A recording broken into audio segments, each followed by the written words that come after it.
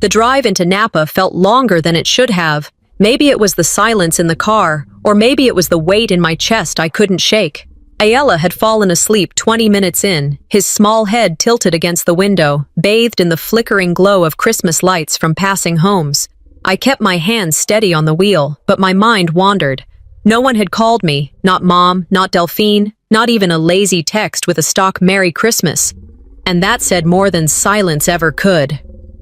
I turned down our old street, where homes wore ribbons of white and gold like costumes.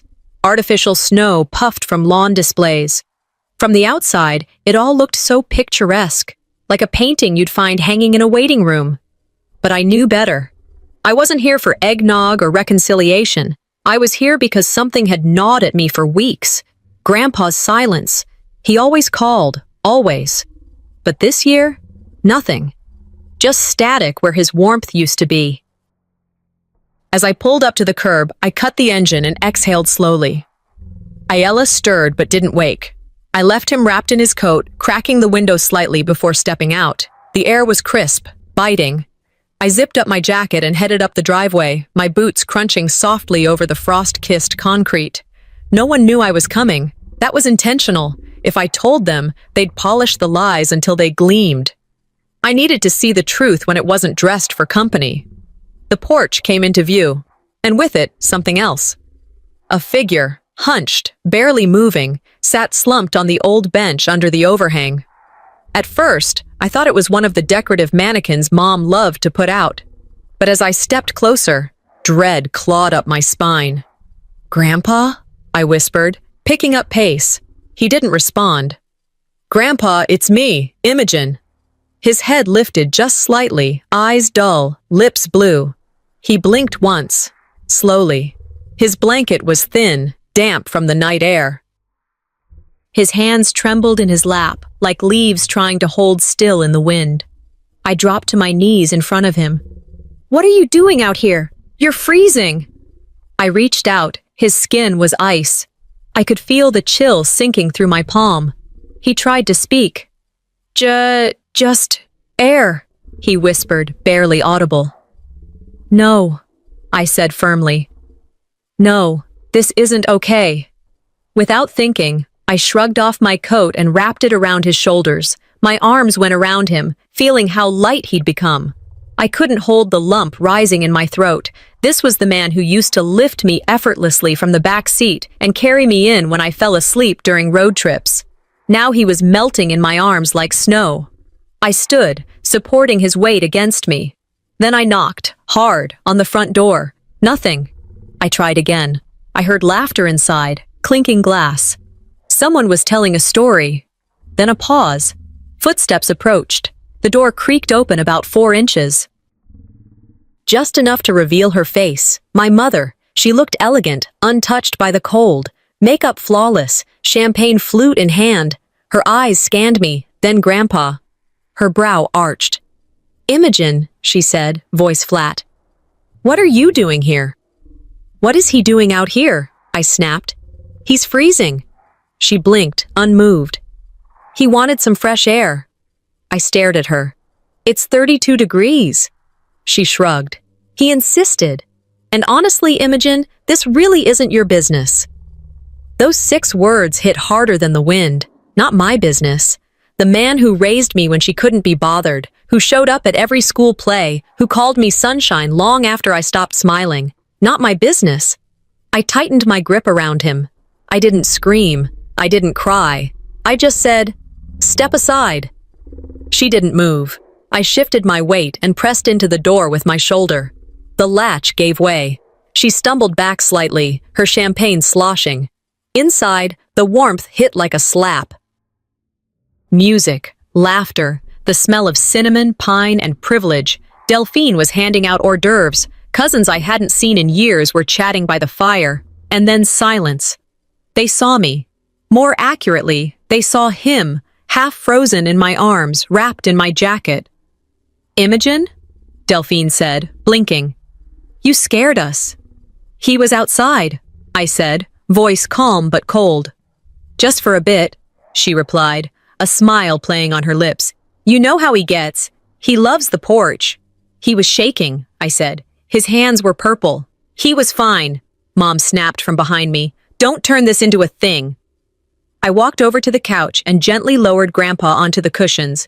He exhaled, body relaxing into the warmth. I took a thick throw from the armchair and laid it over him, tucking it under his chin. His eyes fluttered closed. He used to carry me inside when I fell asleep in the car, I said softly. And now you leave him on the porch like a package you forgot to bring in. No one spoke. I looked up. Delphine turned away. Someone coughed. The music tried to come back on, but was quickly paused. Mom muttered, "She's just looking for attention," to a woman near the kitchen. I stood, slowly, facing them all. "You're safe now," I whispered to Grandpa. Then I turned to the room. The guests looked uncomfortable. Some avoided my gaze. Others tried to pretend like they had no idea what had happened. Someone nervously laughed. The fire crackled behind me, warm and unbothered. I stared at the glittering decorations, the polished wine glasses, the stockings hung in perfect symmetry above the mantel. And I realized this house hadn't felt like home in years. I didn't speak as I crossed the threshold, but the air did. It shifted, like even the heat recoiled at what had just happened outside. I stood there, still wrapped in the chill of the night, holding the memory of Grandpa's shaking frame tighter than my coat had ever done. From the living room came a rush of laughter, jazz pouring smoothly from the speakers like nothing in the world had been disturbed. The party hadn't stopped. It had only paused. Ottilie was effortlessly gliding between groups, glass in hand, delivering compliments like campaign slogans. Delphine moved through the room offering drinks, her tray perfectly balanced, but her eyes refused to meet mine. The people they were performing for didn't know what had just occurred on that porch. Or maybe they did, and they just didn't care. Ayala sat on the staircase, his arms around his knees, watching everything without a word. I could see it on his face, the confusion, the discomfort. Even a 6-year-old could tell something was wrong, and that made it worse. We've built this image in American culture, haven't we? That holidays are sacred, that family matters most, that laughter and decor somehow wash away whatever's been swept under the rug. But as I stood there, in the glow of garland and polite conversation, all I could think was how loud suffering becomes when everyone else pretends they can't hear it. I turned and quietly guided Grandpa down the hallway into the guest room. The room hadn't changed in years. Same pale blue wallpaper, same comforter folded with mechanical precision at the foot of the bed. I helped him sit. He looked up at me, confused but trying not to show it. "You're okay?"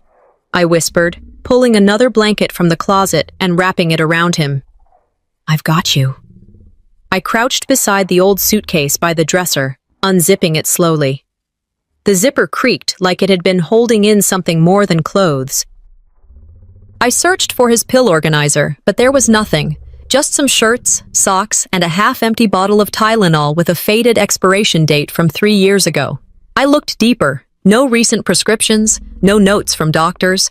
The drawer beside the suitcase held only a few loose cough drops and an unopened bottle of lotion. He was supposed to be taking meds, blood pressure, heart. I had been paying for all of it. Auto debits set every month labeled Care Fund, Grandpa. If he was really being cared for, why did this drawer feel like a forgotten junk bin? I stood up and stared at him. His eyes had closed. He wasn't asleep, not yet, just tired. Tired in the way people are when they're carrying too much and no one helps them unload it. The guilt I felt then wasn't silent, it roared. I had trusted them. I hadn't visited as often as I should have, yes, but I'd believed that sending money was enough to keep him safe. I thought they'd at least keep him alive. I left him to rest and stepped into the hallway. The scent of food hit me again. Herbs, roast, whatever else Ottilie had made to impress. It was just salt on the wound now. I turned toward the kitchen.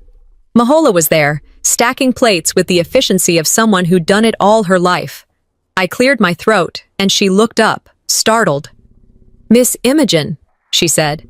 "I need to ask you something," I said, voice low. She nodded once, eyes flickering toward the door to make sure no one else was nearby. "Does Grandpa eat with you all?" She hesitated. "Not really, no." "Why not?" She looked down. He says he prefers quiet. I blinked. He's never eaten alone a day in his life, Mahola. She didn't answer. Her fingers gripped the edges of the plate. Did someone tell him to eat separately? I pressed. She looked up, barely a whisper. Your mother said, he brings the mood down. Guests come over, and it's better if he stays in his room. I felt my stomach twist. Not because it surprised me, because it didn't. When someone becomes inconvenient to your lifestyle, I murmured, you start rewriting their preferences. She looked like she wanted to say something more, but she didn't. She just turned back to the plates. Dinner that night was the kind of quiet that tries very hard to pretend it's not. I sat between Ayala and Delphine, the table set like a catalog photo, linen napkins, polished cutlery, centerpieces shaped like pine cones dusted in fake snow. There were 8 of us seated, but only 6 people talking. Delphine made small talk with a neighbor. Ottilie recounted how the gallery had done surprisingly well this quarter despite the economy. I listened, every word scraping against the truth like sandpaper. Well, Delphine said at one point, voice light and bright, at least he's sleeping now. There it was. Yeah, I said. Lucky for him, he didn't freeze to death while you were discussing wine pairings. The clatter of a fork hitting a plate broke the silence first. Then nothing. No one spoke. No one even breathed too loud. Ottilie's eyes met mine, sharp, offended, but also exposed. Delphine forced a smile, but it cracked at the corners. Imogen, you're always so dramatic. I didn't reply, not yet. I looked down at my plate, untouched, and then at Ayala, who was quietly pushing peas around with his fork. I hadn't come here to cause a scene, but maybe this family needed one. I sat on the edge of the guest bed, the weight of my coat still draped over Grandpa's fragile frame. He had drifted off into sleep not long after I brought him in, but I hadn't moved. His earlier words echoed in my mind like they'd been carved in glass. She sees me. He hadn't said much more than that, just those 3 words, but they hit like a freight train because deep down, I knew exactly what he meant. Not just physically seeing him, sitting out in the cold, nearly forgotten, but really seeing him, the man he was, not the burden they made him out to be. When you're not seen long enough, you start to believe you've disappeared. That was true for him. And for me, I looked at his sleeping face. He looked small, smaller than I remembered. His breaths came soft and shallow. I whispered a promise to myself and to him. Not anymore. I stood and quietly began to gather a change of clothes for him, something warm and dry. The drawers in the guest room had nothing that fit. On it, I checked the closet, and when I reached toward the back, my hand brushed against an old brown coat with corduroy cuffs. It smelled faintly of cedar and dust. I slipped my hand into one of the pockets and felt paper. I pulled it out gently. It was a birthday card, addressed to me. The envelope was sealed, but yellowed at the edges. My name, Imogen, was written in shaky handwriting that I knew by heart. I sat down slowly, peeled it open. Inside, the card was simple, the kind you'd find at a drugstore, flowers and a sunset. But the message, scrawled in blue ink, read, "You always did shine bright, even when they turned off the lights." Tears hit my throat before they hit my eyes. The date in the corner was 3 years ago. 3 years. This card had been written, sealed, and never delivered, tucked away in a pocket like a secret no one wanted to keep but couldn't bring themselves to throw away. They didn't just try to erase him. They tried to erase us. I didn't cry. Not then. The sadness had hardened into something else. The last time I'd come home, really come home, was that same year, Christmas. The atmosphere had already shifted by then. There was tension, like the walls were listening. But Grandpa had been by my side, at the dinner table, cracking quiet jokes and slipping me seconds of mashed potatoes when he thought no one was looking. He'd given me a gift that year, a keychain with my name on it. I remember thinking it was simple, maybe even odd. But now I got it. No one else in the house had said my name out loud that day. He had. He always did. Sometimes, love is just a name written in Sharpie when everyone else has engraved labels. I needed air. I stepped outside into the quiet of the night. The sky was clear, a sharp silver blue that only December skies could hold. The cold pressed against my skin instantly, but I didn't flinch. It reminded me I was still here. I leaned against the porch railing and let my thoughts drift to another time, years ago, when Dad walked out and left Mom with bills, noise, and anger that she never stopped carrying. But Grandpa? He stayed. He picked me up from school. He sat at my soccer games even when I quit halfway through the season. He made grilled cheese when everyone else was yelling. When someone stays long enough, you begin to mistake them for eternal. And that's when you stop protecting them. A pang of regret punched through me. I should have come sooner. I should have seen it happening. But regret wouldn't change a thing. Action would. I turned to go back in. As I passed the dining room, I caught my name, just a whisper, but loud enough. "She's always been dramatic," Delphine said to one of the neighbors. The woman responded with a slight smirk. "Didn't she leave after high school and never look back?" I paused just beyond the doorway. I could have stormed in, demanded answers, screamed my truth. But I didn't. I kept walking. Let them talk. My actions will answer them louder. I reached Grandpa's door, opened it slowly, and looked at him, still resting, peacefully for once. I bent down, kissed his forehead, and whispered, "Tomorrow, I start pulling the mask off this house." I closed the door gently behind me, locked it from the inside, and sat at the small desk by the window. I opened my laptop and pulled up my online banking. There they were, month after month of transfers, all labeled Grandpa's Care, all sent without fail, all cashed without question. As I scrolled through years of financial records, my chest tightened. If they wanted me gone so badly, they should have stopped cashing my name. The next morning, I came downstairs to the sound of laughter. Real, full-bellied, unbothered laughter. Delphine and Ottilie were in the kitchen, standing shoulder to shoulder, sipping from matching coffee mugs like nothing had happened. I caught the end of a sentence as I entered. And I said, "Well, at least the pork stayed warm," Delphine giggled. Ottilie leaned against the counter, swirling her cup, her tone sweet as sugar and just as fake. "Honestly, it turned out just fine. I think we pulled it off." Delphine turned to see me. "Oh," she said with that tight-lipped smile of hers, "you didn't have to cause such a scene last night. Grandpa's fine." I stayed quiet. Ottilie chimed in, not missing a beat. "He asked to be outside. Again, not your business, sweetheart." There it was again. That sentence, that deliberate detachment dressed up as concern. Not your business. They weren't just pretending nothing happened. They'd already rewritten it. I reminded myself quietly as I reached for a glass of water. I'm not here for their comfort anymore. Breakfast was served buffet style. Quiche, scones, fresh fruit cut into shapes. The table had been reset like a stage, only this time, the script didn't include Grandpa. He was still asleep in the guest room, tucked beneath 2 blankets I'd arranged myself. Ayala sat beside me, silent, his fork barely tapping the edge of his plate. Delphine poured juice into her glass, then sighed theatrically. It's a lot, you know, taking care of someone like him. The appointments, the needs, the moods. It's constant.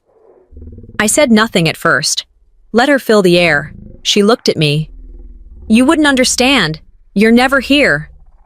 I set down my knife, slow and measured. No, I said. I was too busy wiring money every month so he'd be cared for. You cashed the checks. Did you spend them on blankets or wine? Ottilie's cup stopped midair. The room froze. Even Ayala looked up. Mahola entered with toast, eyes glued to the tray as she placed the slices in front of each plate. She didn't look at me. Delphine forced a chuckle. Wow, okay, this is what we're doing now. Performing? When they can't defend their actions, I thought, they attack your character.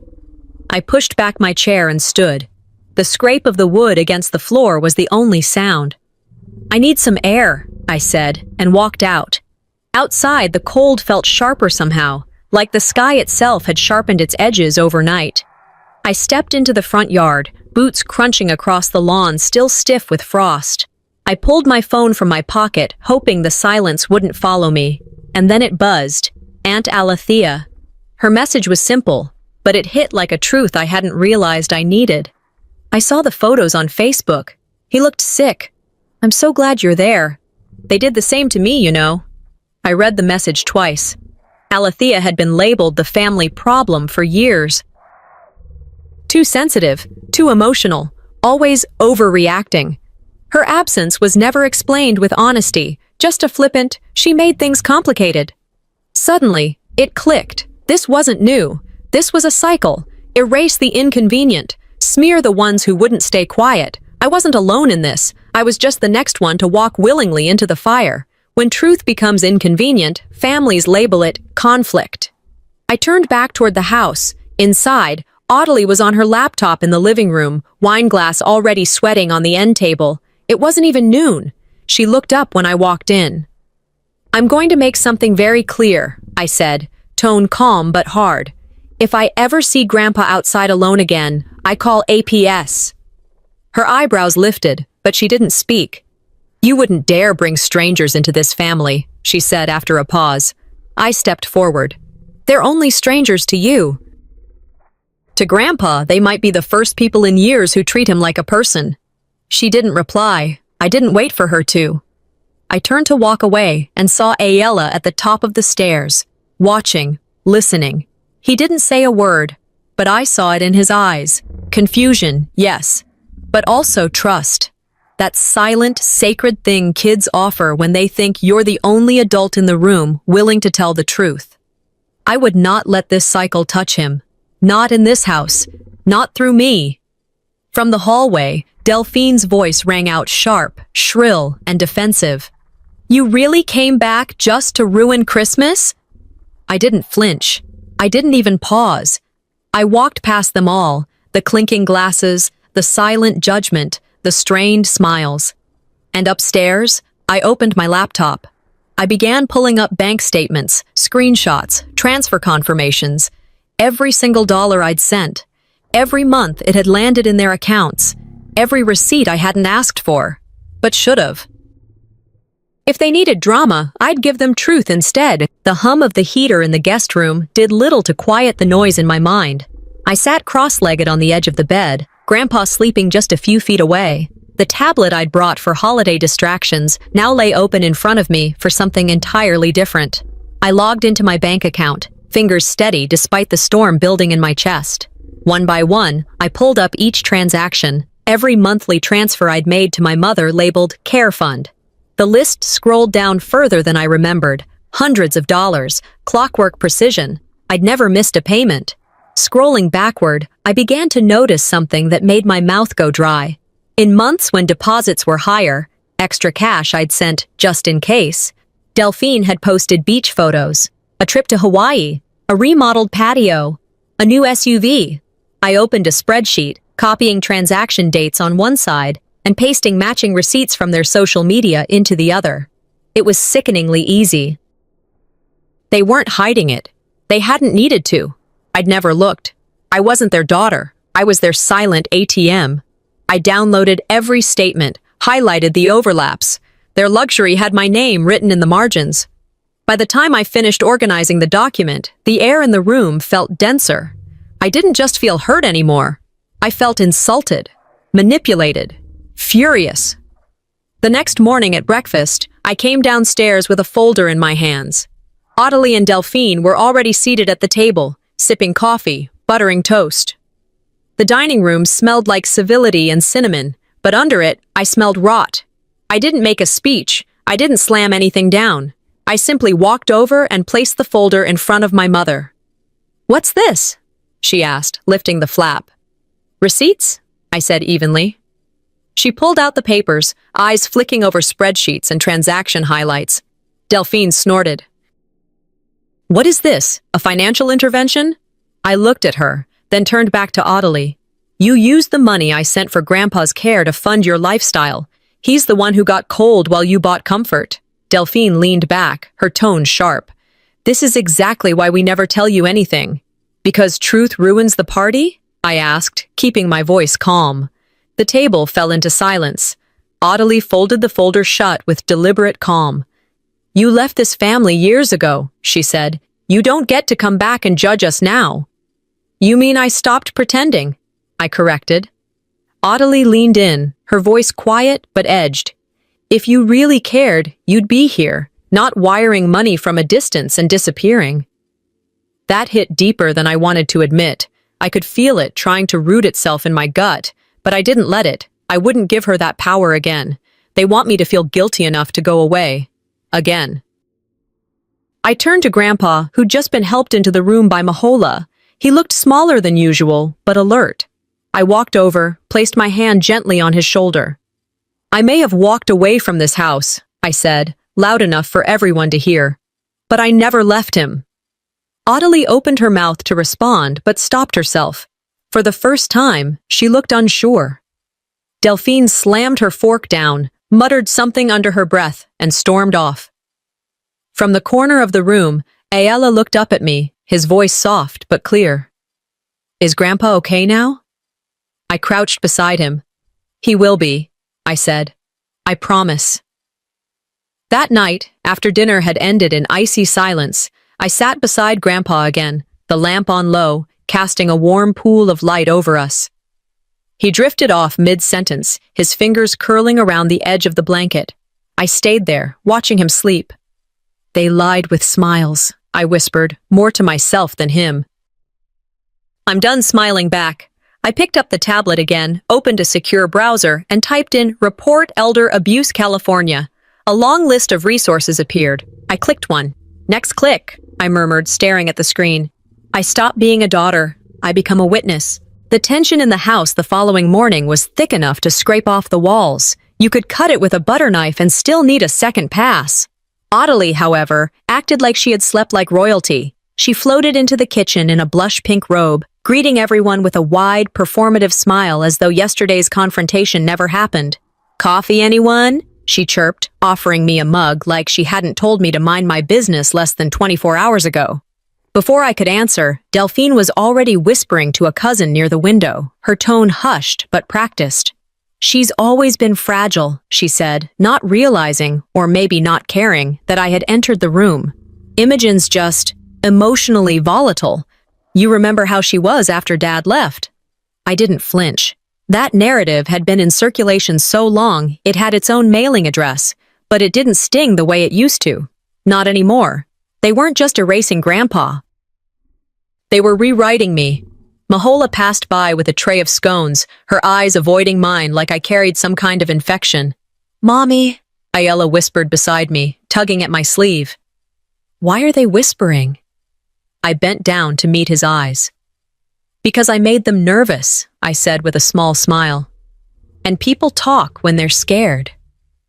Brunch that day was served with passive aggression and marmalade. Delphine laughed a little too loudly, performing for the guests, trying to spin the narrative in real time. She showed up with spreadsheets, she said, motioning in my direction. Like this was some courtroom. Honestly, I think she wants the house. A guest, one of those friends of the family types who never actually knows your middle name, chimed in with forced curiosity. Is everything okay, Imogen? Are you struggling financially? I set my fork down and smiled, calm and pointed. I don't need a house, I said. I need them to stop hurting the man who built it. Audley blinked. All you do is accuse, she said, hand dramatically resting over her chest. What about what we've done right? That was the moment it clicked. They weren't ever going to apologize. Not truly. They'd keep dodging accountability until someone forced their hand. And I was done being polite. I excused myself from the table and stepped outside into the crisp afternoon air. The chill grounded me more than the food ever could. That's when I saw the white utility truck pull into the driveway. The gas delivery man hopped out and gave me a wave. Hey there, I got you next.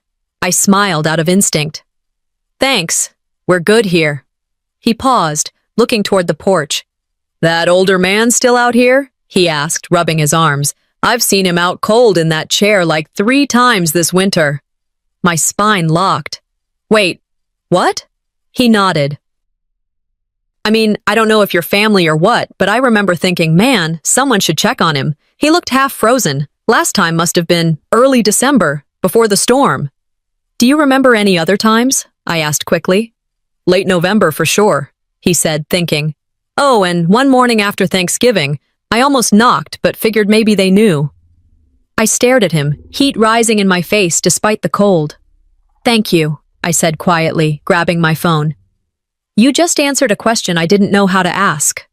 He gave me a thumbs up before heading to the next house. Truth doesn't always come with a grand entrance. Sometimes it arrives in a work truck.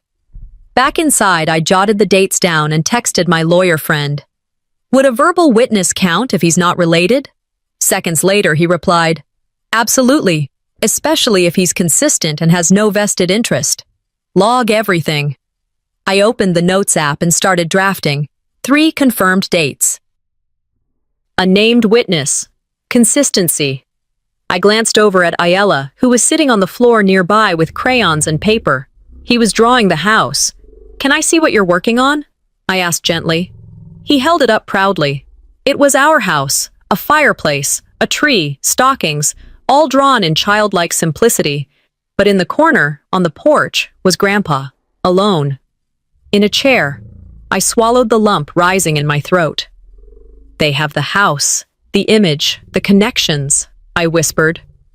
I have the truth. Delphine came outside moments later, arms crossed. What, now you're building a case? She sneered, peering over my shoulder at the phone in my hand.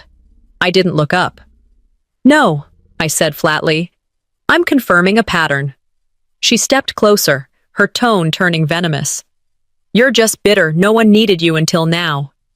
Finally, I raised my eyes to hers. No. I'm bitter that you used my silence as permission. She scoffed and stormed back inside, the door slamming shut behind her like a gavel that never had the right to fall. That night, as the house settled into a fragile quiet, I sat at the desk in the guest room. My journal lay open, pen poised above the page. I used to think speaking up would make me the villain, I wrote. But what if staying quiet makes me an accomplice? I stared at my laptop screen, the submit report button blinking back at me from the APS portal. I hovered. Then, without fanfare, I clicked. I woke up before the sun had fully risen. The light in the guest room filtered in through sheer curtains, casting muted lines across the floor. Grandpa was still sleeping soundly, wrapped in the same blankets I'd arranged the night before. I reached for my phone, heart thudding in anticipation. There it was. Case number 093147 has been opened. No fanfare, no flashing red lights, just a single line of confirmation from Adult Protective Services. But to me, it rang louder than any argument we'd had in this house. I wasn't angry anymore. I was resolute. Justice doesn't yell. It moves.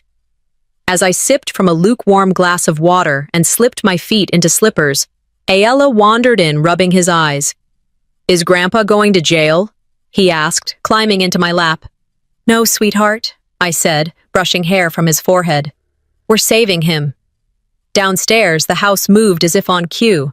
Audaley's laugh floated through the vents. Delphine's heels clicked on the kitchen tile. They had no idea what had just started. Breakfast looked like a scene from a staged commercial. Audaley was already in full hostess mode, setting plates with too much grace and a smile too sharp.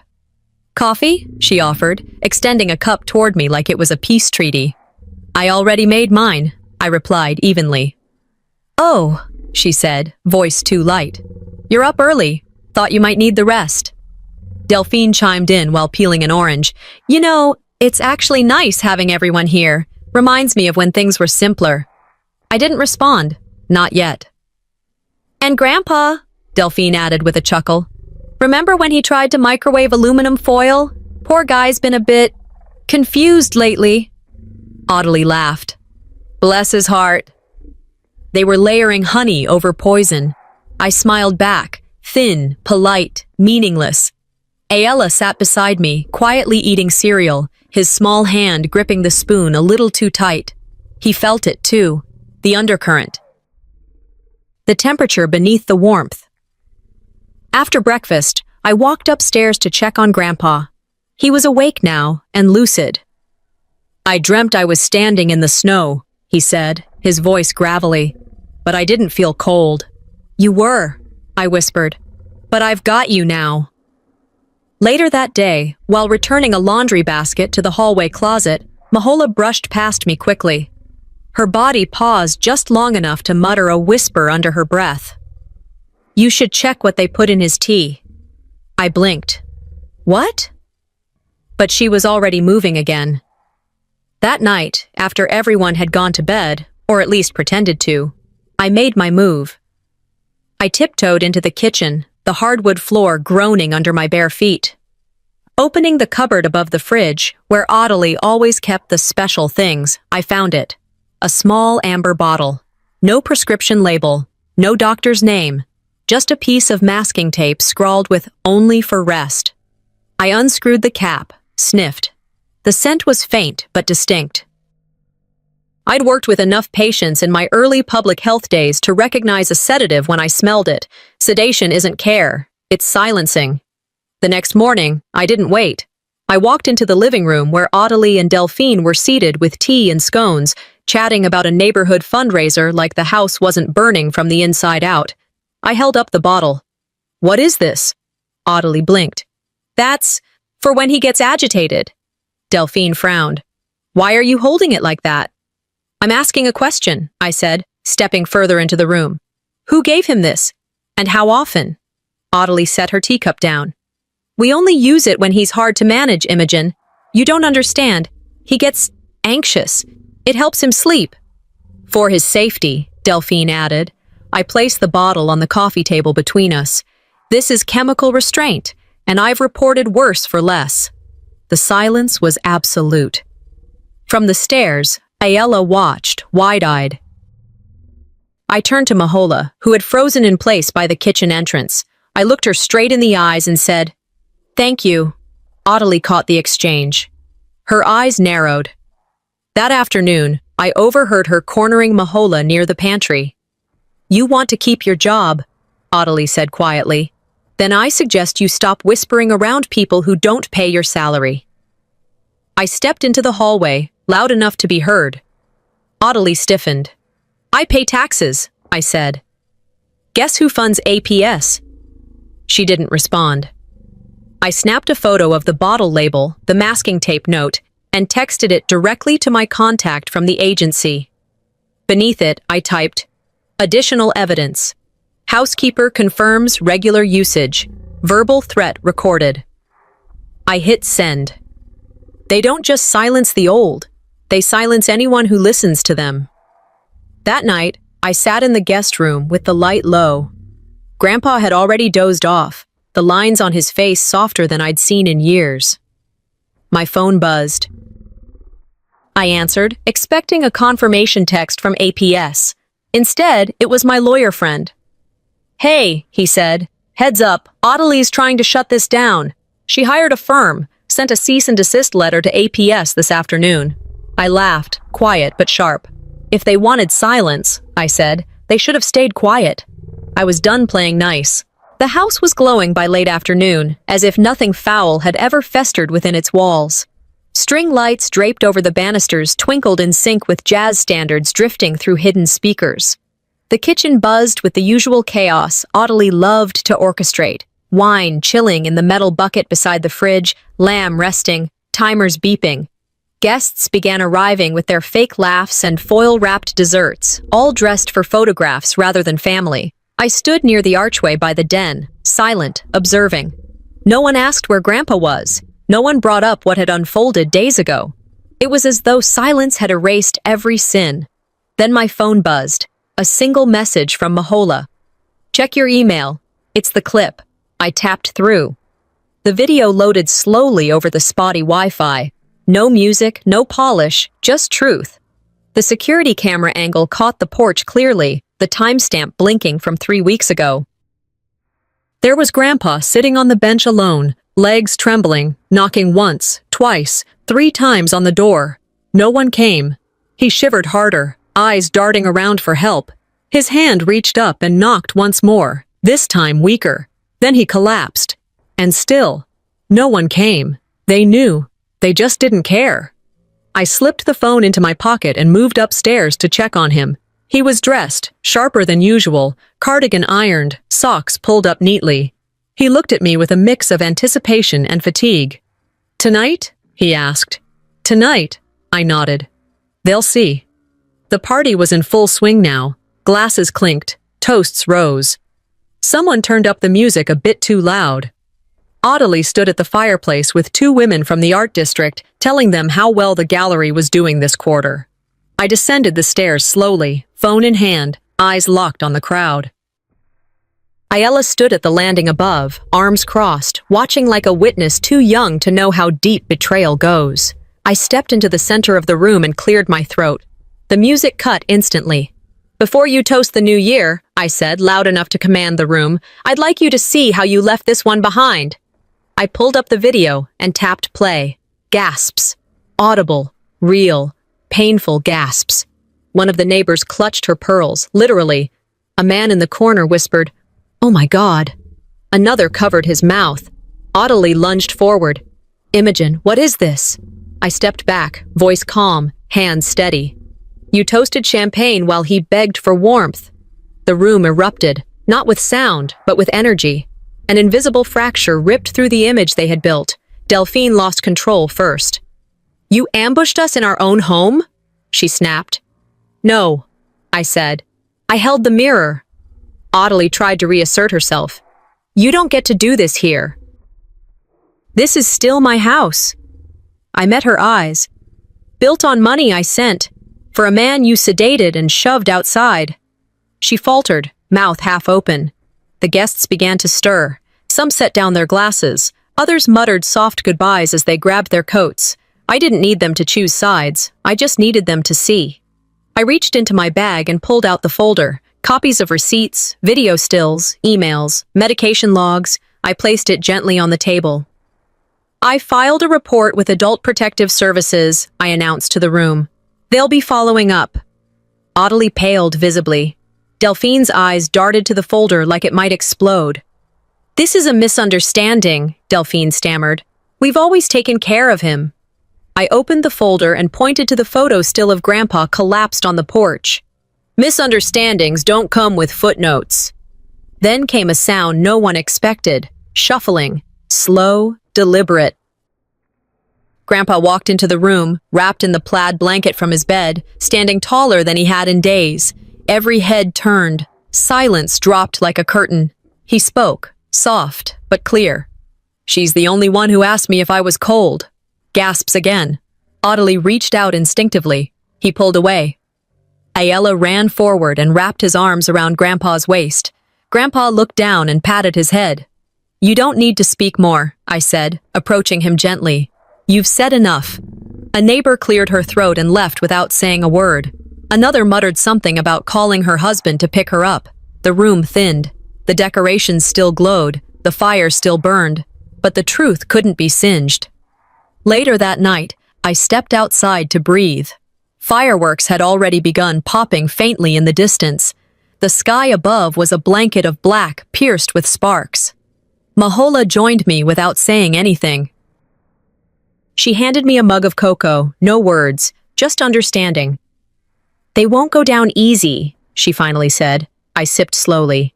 "They don't have to go down," I said. "They just can't take anyone else with them."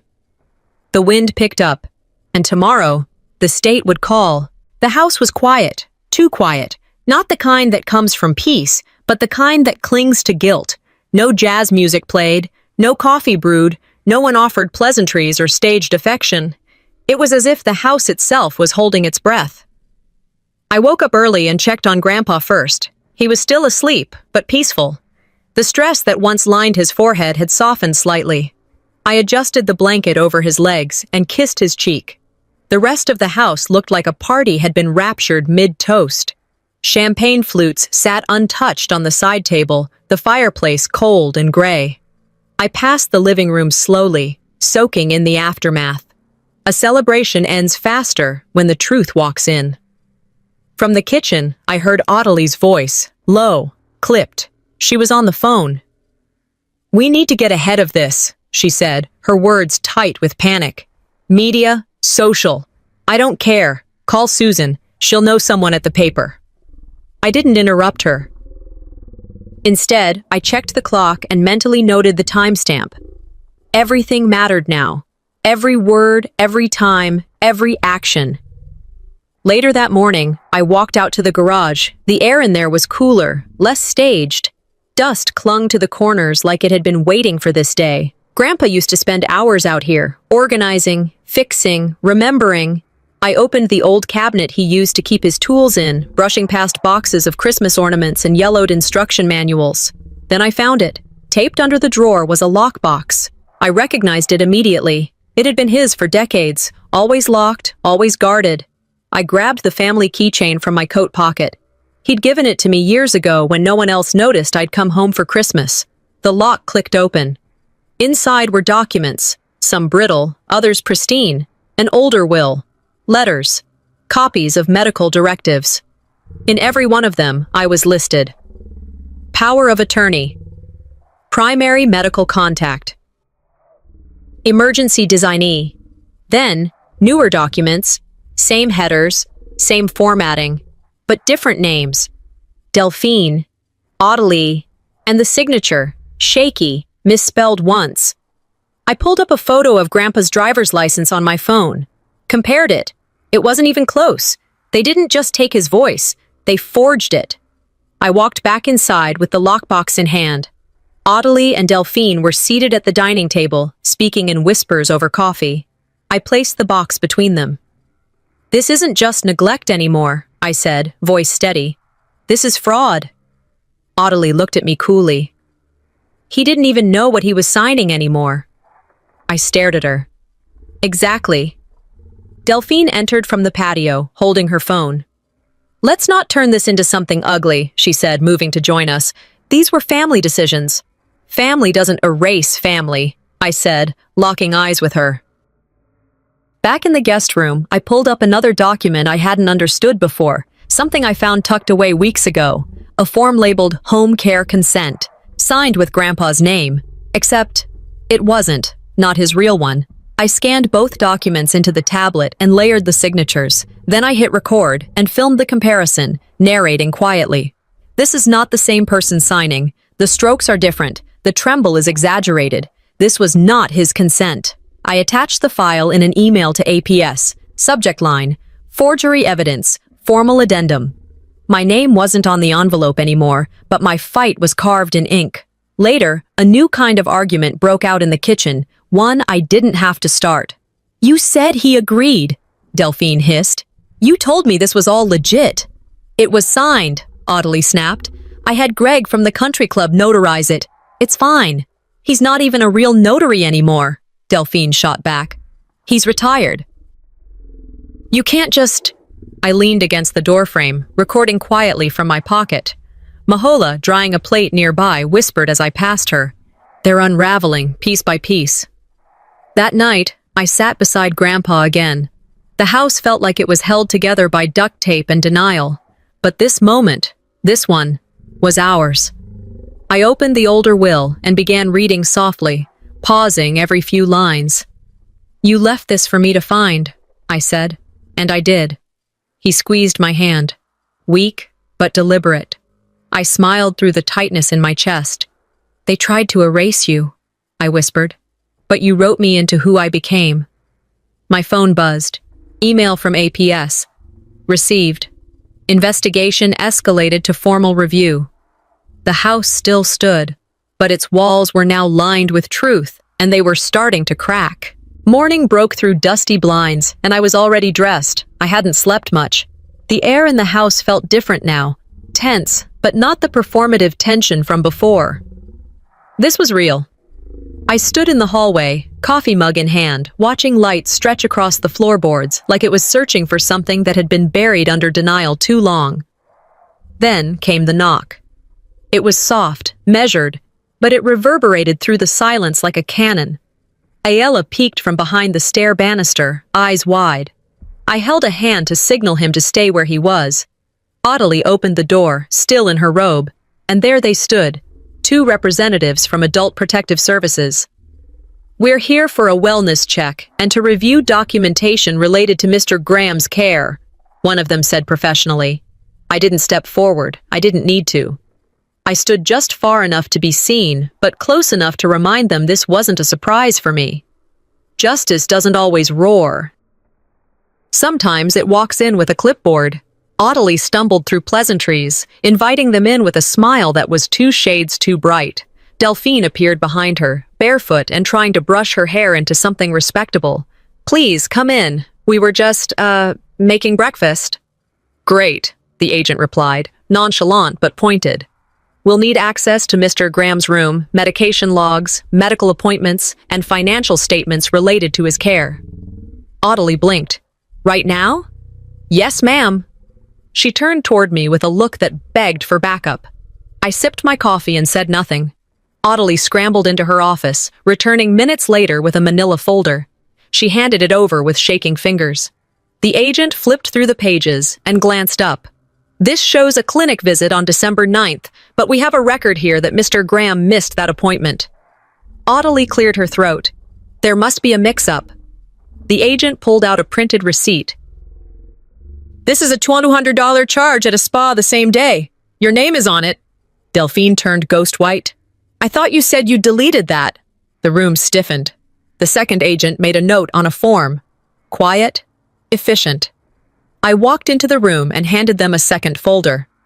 "This includes the receipts they didn't think anyone would match to the transfers I made over the past 3 years," I said. "Thank you," the agent replied.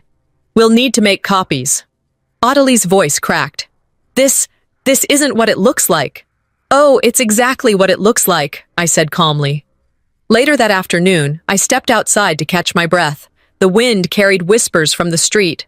I looked up to see neighbors standing in driveways, pretending to water plants, pretending not to stare. I didn't mind. When I returned to my room, my phone rang. My lawyer friend's name lit the screen. "She's lawyered up," he said. "Defamation firm out of San Jose." "They're filing for a restraining order." "Let them," I replied. "I'm ready." I opened my laptop and forwarded APS a batch of audio files I'd recorded during the kitchen conversation 2 nights prior, Ottilie admitting to unprescribed sedatives, Delphine referencing a notary who'd owed them a favor. I included timestamps and legal contact info. Let them swing. I know where I stand. By early evening, a knock sounded again. This time it was a neighbor, Mrs. Klein from 3 houses down. She wore her cardigan buttoned wrong and held a foil-covered casserole. I saw some cars earlier," she said awkwardly. "Everything okay?" "We're fine," I replied with a polite smile. "Just a routine wellness check." She nodded slowly, eyes darting toward the house. "Your mother always said he was spoiled, said he didn't even want to see a doctor." "Sometimes people say things to avoid mirrors," I said. "Truth doesn't need decoration. It just needs space to be seen." She offered a tight smile, mumbled something about dinner burning, and hurried off. From the upstairs window, Ottilie watched. That night, while tucking Ayala into bed, he looked at me with the kind of seriousness only children can carry with innocence. "Are they mad at you?" he asked. "They're scared," I said. "Not of me, of being seen for what they did." He nodded once, as if that made all the difference. My phone buzzed again. Email from APS. "A full investigation will begin next Monday. Your testimony is critical." The court wasn't calling yet, but justice had already picked up. The silence that followed APS's visit didn't feel like avoidance anymore. It felt like reckoning. The entire house moved slower that morning, like everyone was afraid the wrong sound might bring the walls down. Even the floorboards under my feet creaked more thoughtfully than usual. No music played, no scent of fresh coffee in the kitchen. Ottilie and Delphine sat at opposite ends of the table, flipping through newspapers without reading a word. Grandpa still slept peacefully upstairs. At least one thing in this house was finally resting without tension. I brewed my own coffee, poured it into a travel mug, and sat at the table with Ayala. He was focused on a piece of paper, his tongue poking out slightly as he drew. He didn't say a word until he slid the drawing over to me. It was of me holding Grandpa's hand. Stick figures, sure, but the message hit me square in the chest. Silence used to mean erasure. Now, it feels like power. I took a long sip of coffee. set the mug down, and exhaled slowly. Later that morning, Ottilie appeared in the guest room doorway. She wasn't holding anything. Not a mug, not her usual smugness, just herself. Small, bare, vulnerable in a way I hadn't seen since I was a teenager. We went too far, she said softly. I see that now. I said nothing. Sometimes the quiet says more. I don't want us to be enemies, she added. I finally looked up. We're not enemies, I said, voice flat but not cruel. But we're no longer family in the way you think. She swallowed hard, nodded once, and left. Forgiveness isn't the return of closeness, it's the removal of weight. By early afternoon, I heard Delphine's heels clicking in the hallway. She knocked once before letting herself in. I've been thinking, she said, arms crossed like she was holding in the real version of herself. We should probably release a statement, something controlled. Say he fell asleep outside by choice, keep it neutral. I stood up from the bed. Neutral? I echoed. You mean dishonest? She rolled her eyes. It's not about being fake. It's about protecting the family name. You've been rewriting the story for years, I said. You don't get to narrate my chapter anymore. Delphine's nostrils flared. She stormed out without another word. Image is currency to them. Integrity is mine. By sunset, I began packing. There was nothing left here for me. Not in this house, not in these walls. Mahola helped me fold clothes, carry boxes to the front door. She moved with the kind of reverence people usually save for funerals. Thank you, she whispered as we packed Grandpa's things. I looked at her. For what? For seeing him when no one else did. I hugged her. When I folded Grandpa's blanket, I didn't rush. I pressed each corner with care, smoothing it like it deserved the attention no one had given him in years. Leaving doesn't always mean walking away from love. Sometimes it means walking back toward it. Later, I sat beside Grandpa one last time before we left. He was more awake than I expected, sitting upright, blanket over his lap. You remind me of your grandmother, he said, his voice thin but certain. Quiet when needed, loud when it matters. I smiled, my chest tightening in that ache you only feel when something ends on your terms. I'll check in often, I promised. You're not alone anymore. He reached for my hand. You never left me. Not really. That moment sealed my peace more than any victory could have. We loaded the last bag into the trunk. Ayala climbed into the back seat, humming to himself. I gave the house one final glance. Ottilie stood on the porch, arms folded across her chest, mouth set in that practiced line she wore whenever the world didn't bend her way. She didn't wave. Neither did I. I didn't need her goodbye. I already had my closure. And somewhere, in that silence, I began again. The letter arrived on a Thursday morning. It wasn't unexpected, but the envelope still felt heavier than it should have. Cream-colored, government-stamped, and marked with an impersonal, bold font. Confidential. It was addressed to Ottilie, but carbon-copied to me. I didn't open it. I didn't need to. I already knew what it said. Investigation, escalated. Financial misuse, flagged. Witness statements, confirmed. For once, I didn't have to raise my voice. The paper spoke for me. Upstairs, Delphine slammed a door. Ottilie disappeared into the study and didn't come out for hours. The echo of silence that followed wasn't just awkward, it was hollow, like the house itself had finally decided whose side it was on. By mid-afternoon, Mahola handed me her apron. I'm leaving, she said with quiet dignity. I don't clean up legacies, just kitchens. I nodded. You deserve better. Later that day, a neighbor left a newspaper at the door, folded neatly to an article titled, Local Family Under Investigation for Elder Abuse. It sat untouched for hours, but the headline was loud enough to rattle the windows. Online, the unraveling had already begun. Posts disappeared. Friends unfollowed. Ottilie's beloved gallery was suddenly under rebranding. Someone posted an old family photo with the comment, "Wonder what champagne tastes like when it's paid for in silence?" I didn't reply. I didn't have to. Reputation doesn't burn in fire. It dissolves in memory. Audley called 3 times that week. I didn't answer. Delphine emailed, her tone neutral, almost robotic. If there's anything we can do to fix this. I didn't write back. Instead, I poured my time into building something else. Moving Grandpa into my place in Sacramento wasn't easy, but it was right.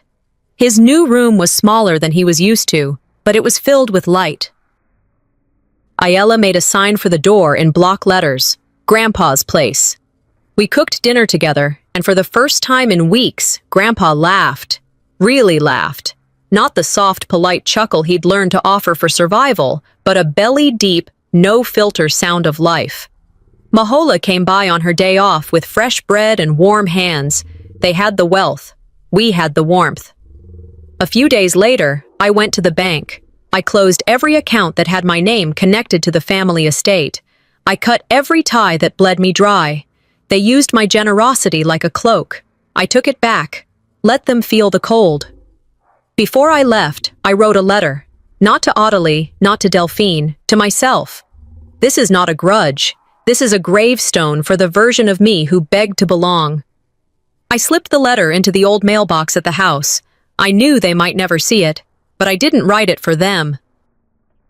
That night, Ayala curled up beside me on the couch and asked, "Are we still family with them?" I paused, turned to face him, and answered carefully, "Family is who protects you when it's inconvenient. So, maybe not." Grandpa, from his armchair, added softly, "She gave them time. They gave her silence. And now, she gave them the end." Ayala leaned in and hugged us both. And there, in that small living room, something unspoken closed gently like a door that didn't need to slam. I didn't break away for revenge. I broke away to begin again. Justice without mercy is punishment. Mercy without justice is permission. I chose both. The next morning, a courier dropped a letter at my door. From Audley. I didn't open it. I slid it into the shredder. The paper hissed as it disappeared, a final whisper from a world I no longer lived in. Grandpa stood by the window, sunlight pouring across his face. He looked out like he could finally see beyond the walls that had once trapped him. Yet he turned to me with a calm smile. "They can keep the house," I said aloud, mostly to myself. He nodded. I breathed in deeply. I kept my soul